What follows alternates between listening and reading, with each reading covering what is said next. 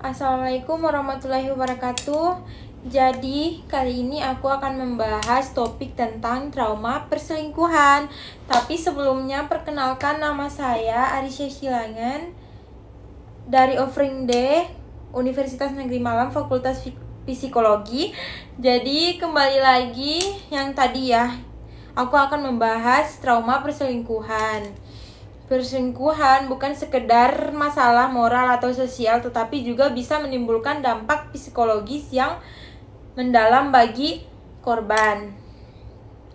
Melalui kacamata psikologis kepribadian, khususnya teori Carl Jung, kita akan melihat bagaimana luka batin ini bisa menjadi proses penuju pertumbuhan diri.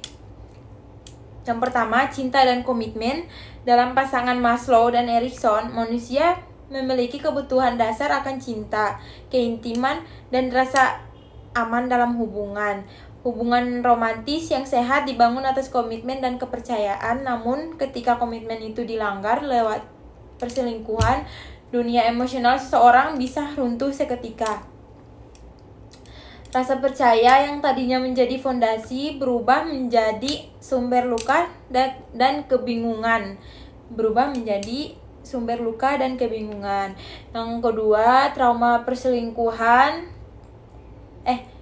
pengkhianatan terjadi ketika seseorang dikhianati oleh orang yang sangat ia percayai, seperti terutama pasangan gitu guys. Jadi dampak tidak hanya emosional tetapi juga psikologis dan fisik. Korban bisa mengalami seperti stres berat, depresi, kesulitan tidur, hilang nafsu makan, bahkan gangguan kepercayaan terhadap orang lain. Luka ini terlihat secara kasat mata, namun efeknya bisa bertahan lama dan mengubah cara seseorang memandang hubungan. Yang ketiga, hasil penelitian. Sebuah penelitian terhadap anak muda berusia 18-25 tahun di Jogja menunjukkan bahwa semua responden mengalami gejala trauma setelah dikhianati pasangannya. Gejala paling menonjol adalah hyperarousal, yaitu kondisi di mana tubuh dan pikiran selalu siaga, mudah marah, cemas, jantung berdebar, dan sulit fokus. Hal ini menunjukkan bahwa luka emosi akibat perselingkuhan bisa memengaruhi fungsi fisiologis dan psikologi sekaligus. Yang keempat, pandangan Jung. Bagaimana pandangan Jung? Menurut Carl Jung, setiap manusia memiliki dua sisi dalam dirinya, sisi sadar dan bawah sadar. Ketika terjadi perselingkuhan, muncullah konflik batin yang besar antara dua sisi ini.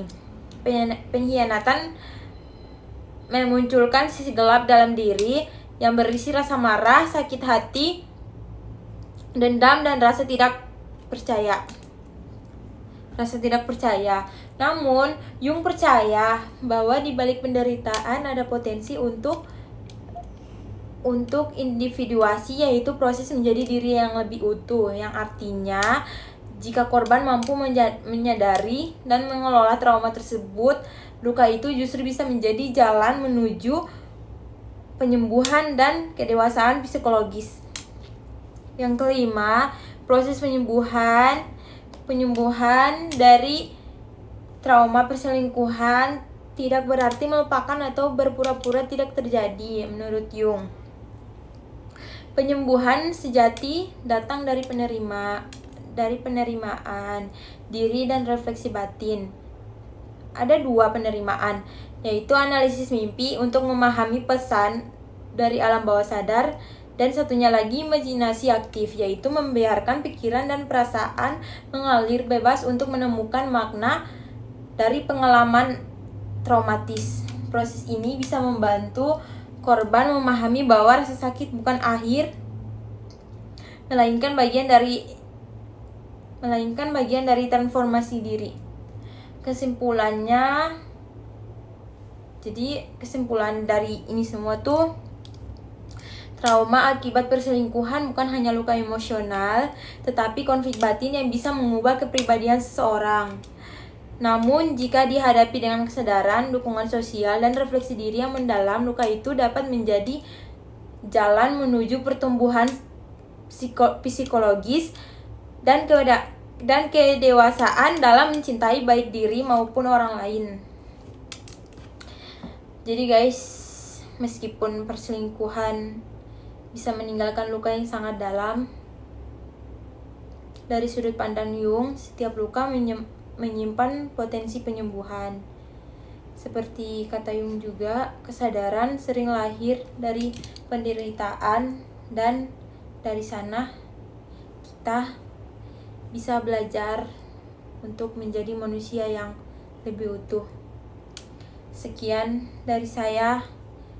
Terima kasih. Wassalamualaikum warahmatullahi wabarakatuh. Dadah guys.